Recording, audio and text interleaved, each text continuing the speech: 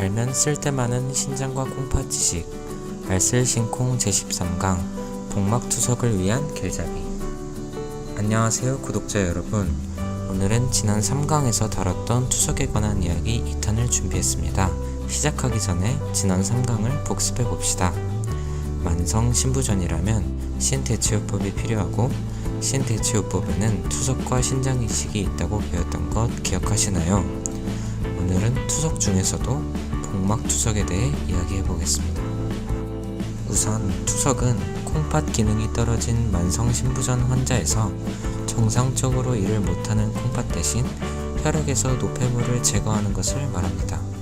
그중 복막투석은 하복부의 복강 내에 카테터를 삽입하고 이를 통해 수분 및 노폐물을 제거하는 방법입니다.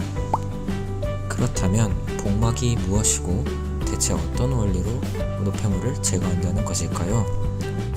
복막은 복강, 즉 배 안의 공간을 덮고 있는 막을 말합니다.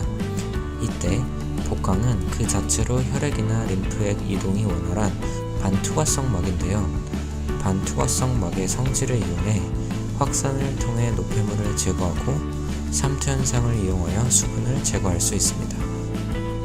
그럼 복막투석을 하게 되면 어떤 과정을 거치게 될까요?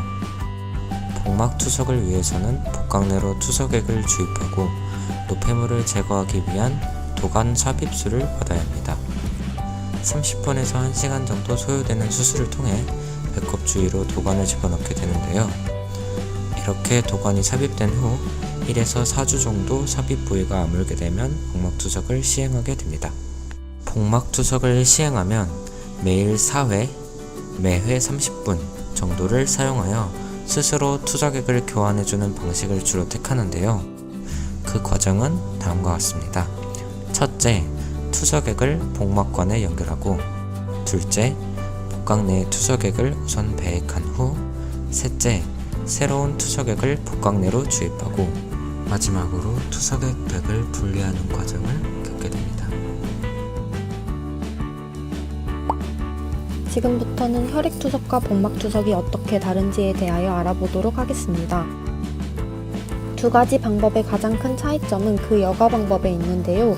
복막투석의 경우 포도당을 이용한 삼투압의 원리를 활용하여 몸에 쌓인 수분을 제거해주고, 혈액투석의 경우에는 음압을 이용하여 수분을 제거해주는 방식을 사용합니다.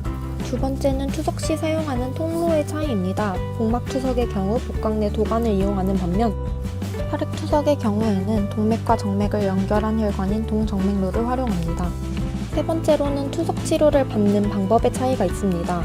복막투석의 경우에는 환자가 투석 방법을 교육받은 후 가정, 직장, 학교 등에서 하루 4회 30분씩 진행하는 방법인 반면, 혈액투석의 경우에는 일주일에 3번, 한 번에 약 4-5시간씩 병원에서 투석을 진행하는 방법입니다.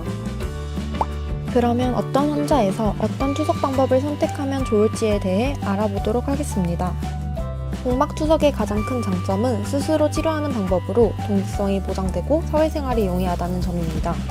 그렇지만 스스로 기기를 다룰 수 있어야 하고 감염의 위험이 크기 때문에 치료 수행 작업이 능숙한 환자에서 선호될 수 있습니다.